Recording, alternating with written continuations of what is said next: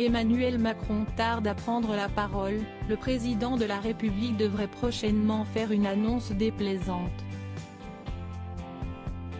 En effet, selon les informations de RTL, les restaurants, brasseries et cafés ne pourront finalement pas réouvrir à la date initialement prévue du 20 janvier prochain.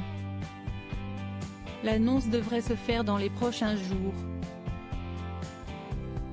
Tania Robert est morte, l'actrice culte de Drôle de Dame s'est éteinte, à l'âge de 65 ans.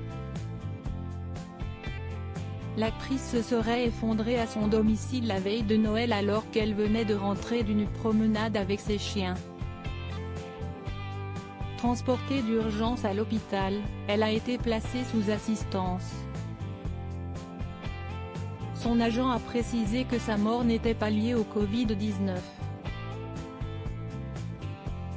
Béatrice Dalle gênée par une scène présente dans 37°2 le matin, alors que le film est diffusé ce lundi 4 janvier à 20h50 sur France 5, l'actrice a fait savoir dans les colonnes du Parisien que le tournage d'une scène de sexe avait été horrible. On ne m'avait pas prévenu que toute l'équipe serait sur le plateau. Il fallait faire des gros plans, a-t-elle expliqué. Zoé Kravitz divorcée, le 23 décembre dernier, l'actrice américaine a demandé le divorce après 18 mois de mariage, et 4 ans d'amour, avec Carl Glusman. Ce dernier a déjà supprimé tous les clichés de deux sur son compte Instagram. La vie privée de Meghan Markle bientôt exposée, une fois encore, la duchesse à faire la une. Sans le vouloir.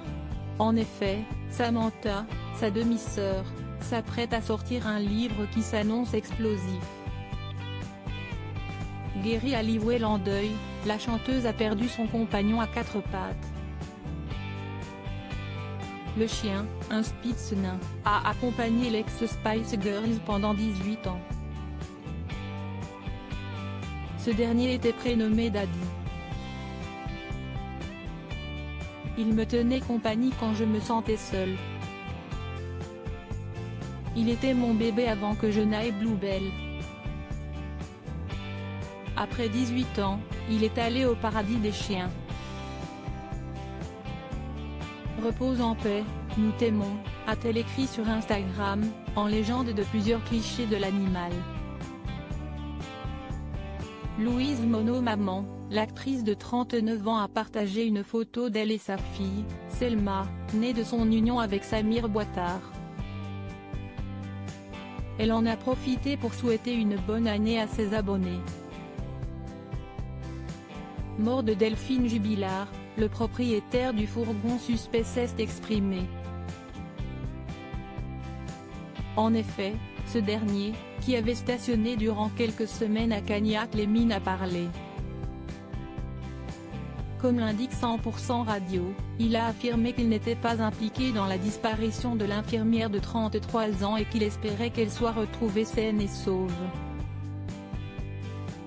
La dernière sortie d'Amandine Petit fait polémique, en pleine pandémie, Miss France 2021 s'est rendue en Moselle pour une séance de dédicace. Celle-ci a été largement critiquée et le centre commercial qui a accueilli l'événement s'est défendu, expliquant que la journée avait été organisée dans le strict respect des gestes barrières et des règles sanitaires imposées par les pouvoirs publics. Paul Pogba papa, le footballeur connaît une nouvelle fois les joies de la paternité. Pour le moment, on ne connaît ni le sexe, ni le prénom du nouveau-né.